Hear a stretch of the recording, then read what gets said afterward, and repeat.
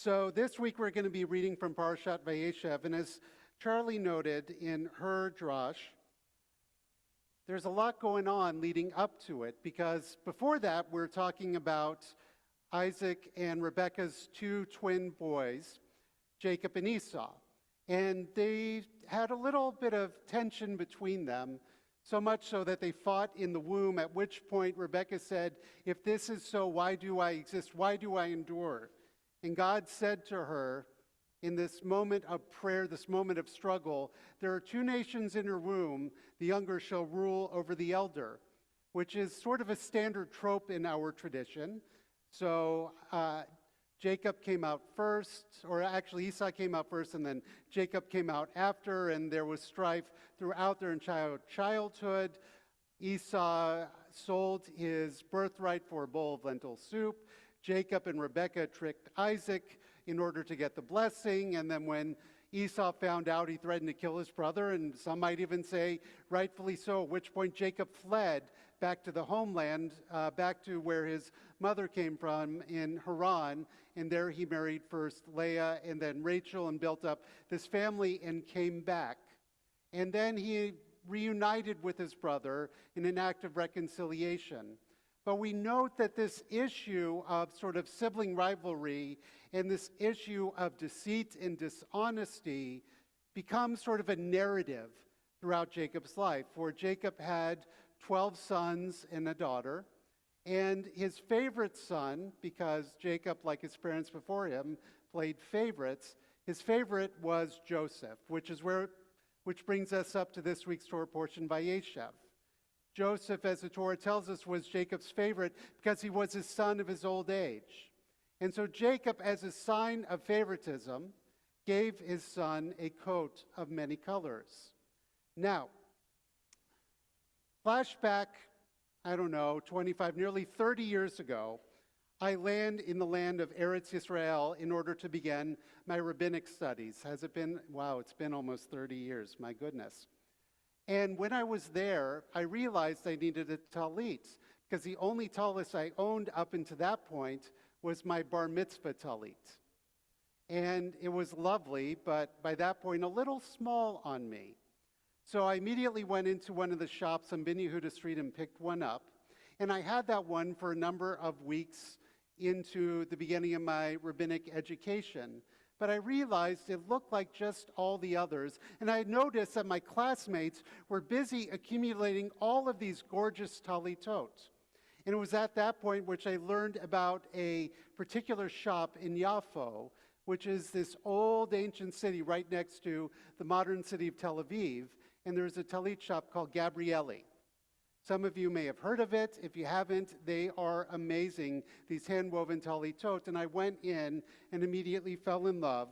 And that was where I purchased my talit of many colors. And so I wear this always around Parashat Vayeshev to remind me of the story of Joseph.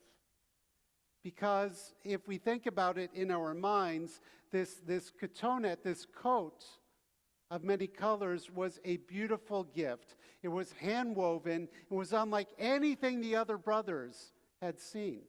And more than that, Joseph then went and told them stories about dreams where he envisioned that one day he would rule over his brothers. And to our 5th and 6th graders, how do you think that made them feel? A little jealous, a little angry, a little unhappy? How many of you guys are 5th and 6th graders only, because it doesn't apply to anyone else throughout your life's journey, have ever said, "That's not fair"? If you're not raising your hand, I have concerns. Because especially for our kids, they're always about the pursuit of fairness, right? If you have more than one child, you know, God forbid if you split a piece of dessert and it's not exactly equal.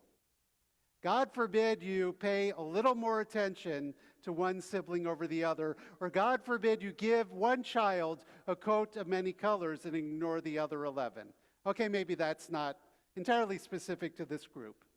But what happened is these brothers were very jealous of Joseph, and sort of following in the tradition of their father, one day they kidnapped him, They threw him into a pit, they sold him into slavery, and they went back and told their father that he had been torn apart by wild beasts and that he was dead.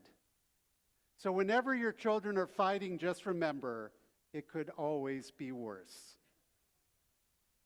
Now, I mention all of this because this is only the beginning of Joseph's story. He then goes and works for a man by the name of Potiphar, and he's accused of doing things by Potiphar's wife, and ultimately finds himself in prison, which is where our story ends on the parashah this week. But the rest of the book of Genesis is all about what we call the novella, and about the redemption of Joseph, and about the redemption of his brothers, and the redemption of our people.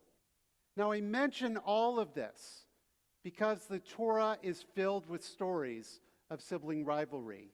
It is filled with stories of the pursuit of what is fair, what is right, what is good, what is just. But what is not full of how all of those work out in the end. It is a reminder that, yes, we are going to fight with our siblings. It is a reminder that life is not fair. How many of you guys have heard your parents say that to you? Right? Nonetheless, is also a reminder that even if things are not necessarily fair, even if we fight with our siblings, there are still chances and opportunities to bring about great goodness and justice in the world. And so in this Shabbat, again speaking to our 5th and 6th graders, I'm reminding you that when there are opportunities to act kindly, to act with goodness towards your siblings, be they older or younger, that is part of our tradition too. You don't just have to fight with them. You don't have to just drive your parents and your grandparents bonkers. Because at the end of the day, it is about creating peace.